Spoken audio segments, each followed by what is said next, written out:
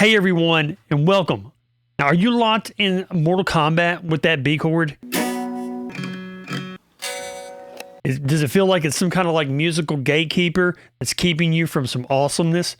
Look, you're not alone. My name's Clint Tucker. I'm a guitar trainer and coach in the greater Nashville area, and I've taught thousands of students. And one thing I've always noticed is when we start trying to play bar chords, especially like the B chord, they really have some struggles. And of course, there's a couple of things that cause this.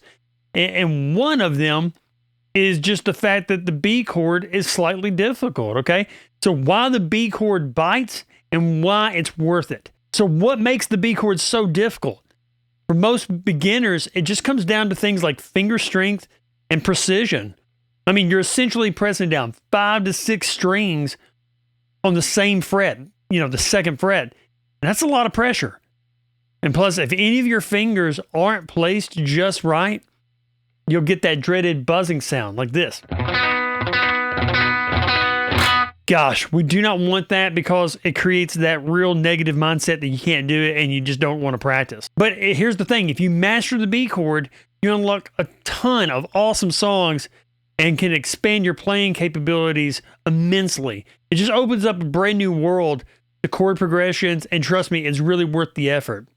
So here's the deal. We got to get the bar first. That's the most important thing. So let's tackle that main culprit, the bar. So all that really means is you're using one finger to hold down several strings, right?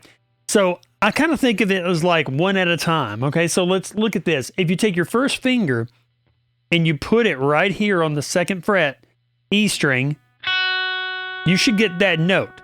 Now, if you're getting this, you need to get closer to that second fret. You're actually too close to the first fret. Get right up against the fret wire and then press. Okay, you got that one, great. Now let's add another one. If you can't get that and you got this thing happening, you got to press down a little bit harder. That's what you want. Now let's do the next one. That's the G string, B string, and E string, all on that second fret. And we'll just continue to add that. So once we get it all the way up to the A string, you should get something like this. Now, make sure that you're using the side of the finger as much as possible. So imagine it. Like this, get on the fret, roll back to the left just a little bit. And that'll get you that. So once you got that, you're halfway there. Now there's two ways that we can do this B. We're going to do it with the classical way of doing it with fingers 2, 3, and 4 on frets 4. So we start off with the pinky on fret number 4, string 2. Then the ring finger, fret number 4, string 3. And then the middle finger, fret number 4 of the D string. And by doing that,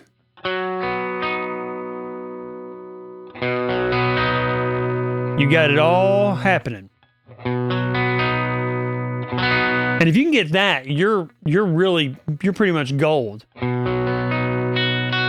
That F sharp at the top is just the icing on the cake. But you want to make sure that you're listening for everything to work. So here's a great strategy. Play this note for 2 beats. Then put that finger down, play it for 2 beats. Then put that finger down, play it for 2 beats. And that finger down and play it for 2 beats.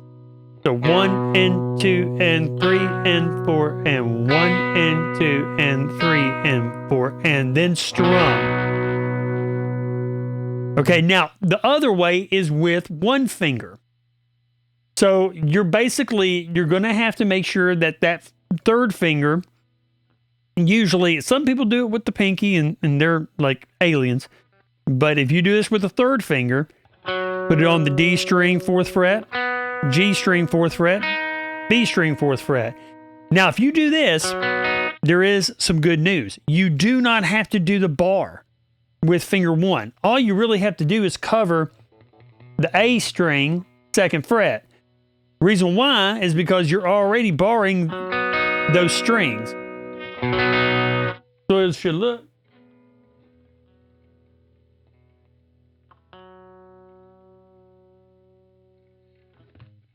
It should look something like that. And then play it. So once you've worked on the bar and you've gotten everything good, then you add the fingers. Once you've done that, you try the other way with the one finger, and then you don't have to do the bar with the index.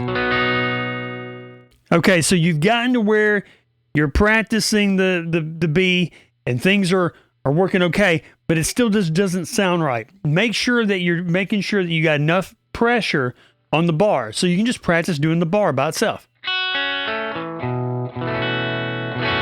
Then you practice the other fingers with the bar. Now let's imagine that there's some like muted sound. Check the angle of your fingers. Make sure that you're not too flat with them like that. You got to get them up so you can hear everything. Let's just say that you're super tired and your fingers are really sore. That's okay. Make sure that you're taking breaks because this stuff takes time. But every chance you get, you know, if you got like a lot of grooves in your fingers, just rub them on your leg and get the blood flowing again. But let's just say that you need the B right away, but you can't do that bar. Here's a couple of easier versions. One is the B7. So the B7 is not exactly the same, but it really works very well for B. So you're going to take your middle finger, put it on A2, index will go to D1, ring will go to G2, and pinky goes to E2, and then you play it from the A string. That works really well. In fact, I use this one quite a bit instead of the bar, just because I'm usually in this area right here when I'm playing this chord as well. So that's a great option. And then the other one would be you can play the B with those three fingers and just that first finger. You can do that. You can even do it from the G string. So these are some easier options and alternatives. But look, it just takes practice to build up that finger strength and dexterity and precision. So don't give up on it. Stay on it. Okay, and the next thing you can do to practice your B is to use it with chord progressions. So you can practice that B, and then you can practice it with E minor. B, E minor. First finger stays on that second fret. Then you can practice it with this version of the B, then the E minor. Sounds really good. And you can also do B and then G. That sounds really good as well. Just like that. B, E minor, then B, then G.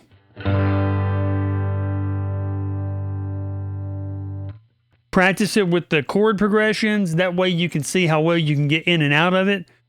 Use the variations of alternatives, the B without the bar, the B7.